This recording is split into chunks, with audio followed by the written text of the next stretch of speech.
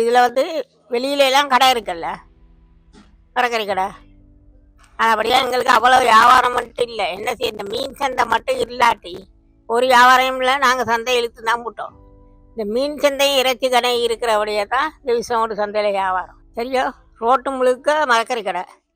1 மீட்டருக்கு அங்கால தான் சந்தை இருக்குன்னு சொன்னால், இங்கே 2 சந்தை, கிளிநொச்சி மாவட்டத்தில் ஒரு சந்தை, இங்கே முல்லைத்தீவு மாவட்டத்தில் ஒரு சந்தை.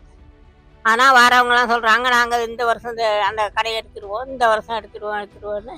இது வரைக்கும் எந்த அமைச்சருமே யாருமே எடுத்தது கிடையாது. கடை கூடுதொழிய குறையே இல்லை.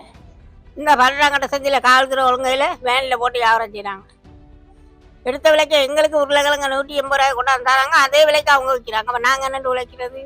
எங்களுக்கு 120 ரூபாய் கோவா தந்துட்டு அவங்களும் 120 ரூபா விற்கிறாங்க வாகனத்தில் கொண்டு. அதை நீங்கள் தடுக்கலாம் தானே. இப்போ இயக்க காலம் இருக்கைக்கு இப்படி எதுவும் இருந்துச்சா? லீக்ஸ் எல்லாம் நிறைய கழிவுகள், திரட்டெல்லாம் நியாயமான கழிவு.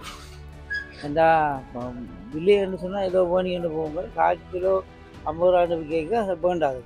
இப்படித்தான் தலைமையாக நடக்கிற ஒவ்வொரு வருடமும் இந்த டீசலில் நல்ல விலை விற்கும். இந்த முறை தான் இந்த மாதிரி மலிவு.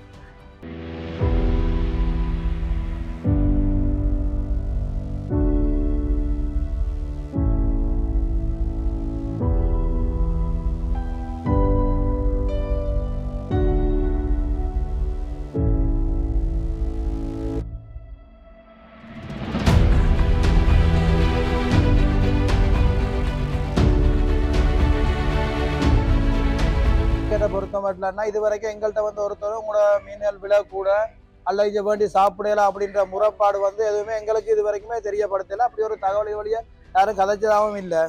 ஆக விலை கூடினா நல்ல மீன் 1200 ரூபா விற்கிறோம். குளத்து மீன் நல்ல ஜப்பா மீன் தான். இப்படி ஒரு பெரிய மீன் வந்து கிலோ 700 ரூபா விற்கிறோம். இறால் 1400 ரூபா 1600 ரூபா இறால் விற்கிறோம்.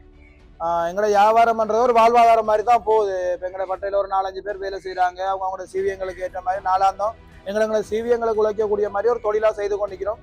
மற்றபடி இதால் உழைச்சி நாங்கள் பெரும்பாலும் முன்னேறி நல்லா வந்தாண்டி இல்லை. ஏதோ சிவிய பாட்டுக்கு அன்றாட உழைச்சி நிம்மதியாக சாப்பிட்டு கொண்டு நிம்மதியாக வாழ்றோம்.